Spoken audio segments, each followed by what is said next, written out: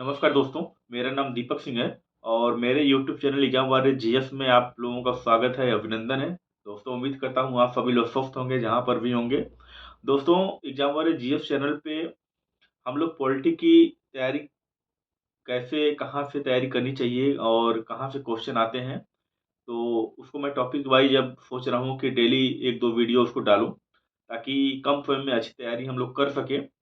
अगर हम बात करें पॉलिटी की तैयारी कैसे करेंगे और कम समय में हम इसको अच्छा स्कोर पॉलिटी में कैसे कर सकते हैं, तो मैं आपको बताना चाहूँगा कि हमको पूरी बुक पढ़ने की ज़रूरत नहीं है। जैसे कि कोई भी चीज़ होता है ना, कोई भी बुक है तो हमको पूरी बुक पढ़ने की ज़रूरत नहीं है। उसके लिए हमको क्या पढ़ना पड़ेगा, जैसे मान लीजिए किसी एग्ज़ाम की हम तैयारी कर रहे हैं, तो हमको सबसे पहले प्रीवियस का क्वेश्चन पेपर देखना पड़ेगा, कि प्रीवियस में क्वेश्चन पेपर में कहाँ से क्वेश्चन आ रहे हैं। तो जिस-जिस टॉपिक से क्वेश्चन आ रहे हैं, ठीक है? पहले उस टॉपिक को हमको कवर करना चाहिए। उसको हम कवर कर लें पहले और उसके बाद जहाँ से बहुत कम क्वेश्चन 1 क्वेश्चन या 2 क्वेश्चन किसी साल में आया हो, ठीक है? तो एक नज़र हमको उस पे मार लेने की ज़रूरत है।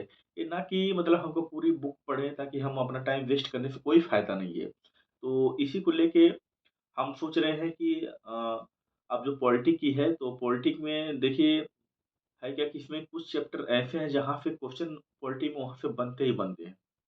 जैसे मौलिक अधिकार हो गया, मौलिक कर्तव्य हो गया, राज्य का नीति निर्देशक तत्व हो गया, ठीक है? उच्चतम न्यायालय हो गया, उच्च न्यायालय हो गया, संसद हो गया, संसद की जितनी समितियाँ हैं वो हो गया, ठीक है? उसके बाद निर्वाचन आयोग हो गया। तो ये ऐसे कोर पॉइंट हैं, यहाँ से पॉलिटी में हमेशा क्वेश्चन बनते ही बनते हैं।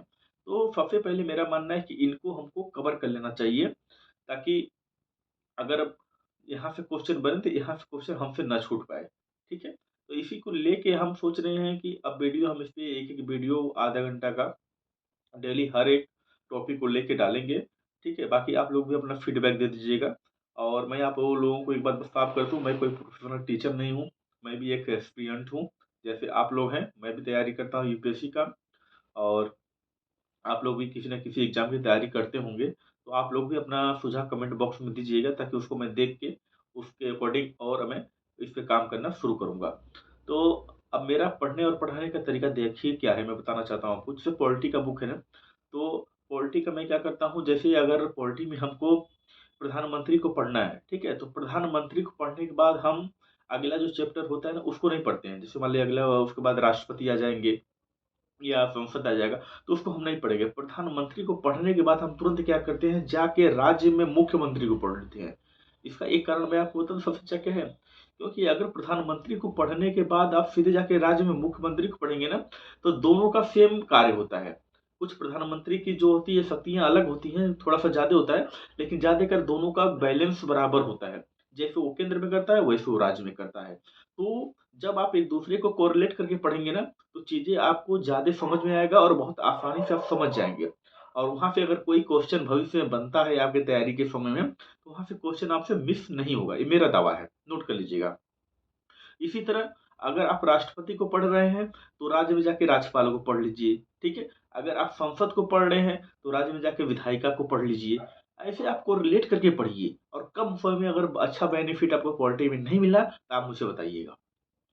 मेरा पढ़ने का तरीका यही है और मैं सोच रहा हूँ इसी पैटर्न पे आप लोगों को पढ़ाऊँ और आप लोग इस चीज़ को पढ़िए और फ़ॉलो कीजिए और बहुत कम समय में आप लोग बहुत अच्छी तैयारी कर सकते हैं। ये मेरा मानना है, ठीक है? और जहाँ-जहाँ से क्वेश्चन आते हैं, वहाँ से हम लोग डेली एक वीडियो डालेंगे, ठीक है? और बाकी आप लोगों का भी जो भी सुझाव है, आप अपना इसमें सुझाव कमेंट बॉक्स में दे सकते हैं। उसके बाद हम थोड़ा-सा उस पे भी विचार करेंगे और जो मुझे बेटर तरीका लगेगा उस पे हम लोग उसको मैं